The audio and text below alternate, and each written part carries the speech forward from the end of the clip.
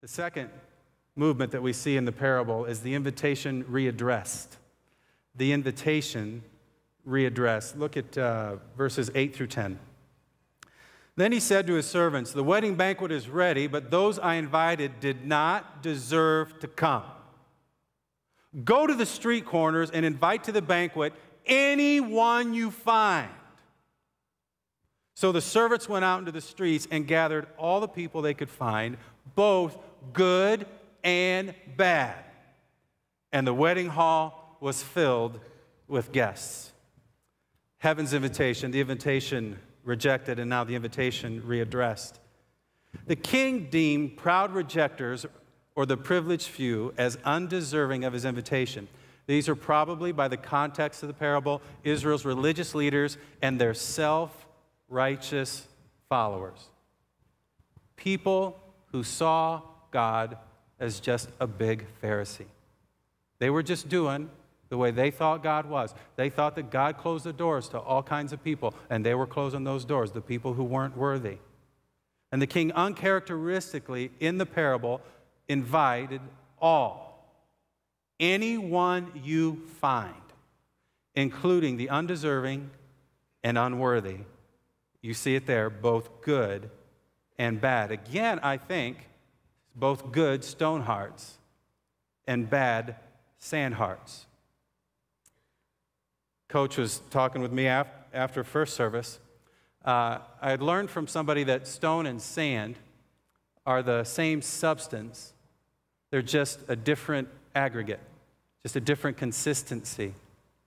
So really, either way you do it, both good or bad, if you reject the invitation to Christ in your life, to heaven's invitation now, you're doing it with a hard heart. It's an external sign of an internal condition. It's a heart that chooses to remain in control of my own time, my own talent, my own treasures. But I want you to know that the invitation is addressed to you in spite of your hard-heartedness. And there seems to be this correlation with people who do RSVP yes to heaven's invitation and inviting anyone you find. It seems that when I receive the invitation, when I receive God's grace, when I receive Christ, when I receive Him, the celebration, the wedding banquet, the celebration of the Son in all of my life, that it translates in inviting anyone I find to the celebration. And so, is your life characterized and known by inviting anyone you find to the wedding banquet, to the celebration of Christ, to the King's celebration of His Son? Is it? Really? Right now? Is it? Because the answer is an external sign of an internal condition. If my life isn't characterized and known by inviting anyone I find, if I've made a box and only certain people fit in the box that the invitation is made to, I probably haven't received the invitation myself. I probably have a hard heart, one that's going to maintain control of my time, my talent, and my treasures. One that's going to hold on to the four chambers of the spiritual heart, my mind, which is my thoughts, my will, which is my choices, my emotions, which are my feelings, my spirit, which represent my prayers. Are you delivering God's open kingdom invitation to anyone you find? You know, Jesus preached the kingdom's availability to all sinners. In Matthew 9, verses 12 and 13, we see a continual message repeated by Jesus. On hearing this, Jesus said, it's not the sick and healthy who need a doctor. It's not the healthy who need a doctor, but the sick. But go and learn what this means. I desire mercy, not sacrifice. For I have come, that is so powerful. I wish we had time to go into that. When the invitation's by grace, I can't earn it. That's why He desires mercy, not sacrifice. I'm not going to add anything to the atonement of another in Christ. I'm depending on the atonement of another. Grace, God's riches at Christ's expense. It's an acronym. God's riches at Christ's expense. And Jesus says, for I've not come to call the righteous, but sinners people who get it, both good and bad, anyone you find. Are you delivering God's open kingdom invitation to anyone you find? A guy who I've been friends with for probably 6 or 7 years. He's managed Tommy Walker's ministry. We've had several worship concerts here, and we've helped other ministries, and we've helped kids in need. And on the last concert we had, we helped a group of adults and children in the Philippines who live in a dump. They live in the dumps of Manila.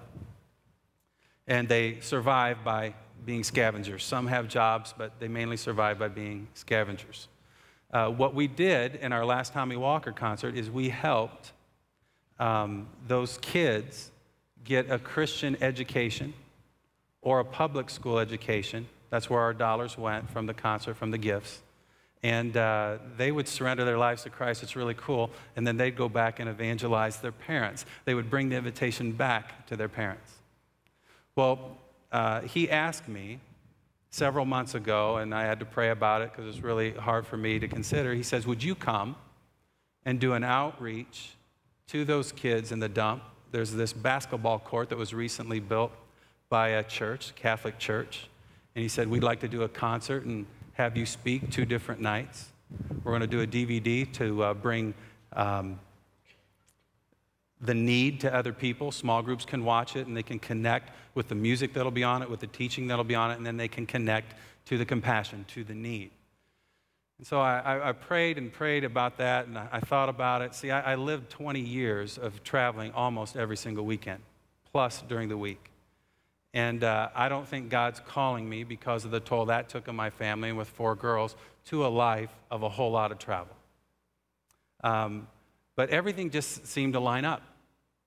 The person who was leading it, how I was going to be used, our schedules. And so I'm going to go to the Philippines in a few weeks, and I'm going to share the message. Because when I talked to him about this, he said, share that. And I'm going to share the message of heaven's invitation to them, that God is saying, come. He's inviting anyone you find.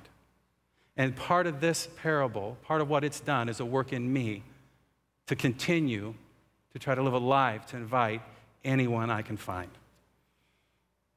But I don't always have it right. And I just want to ask you the same challenging question. Are you delivering God's open kingdom invitation to anyone you find? It's an external sign of an internal condition.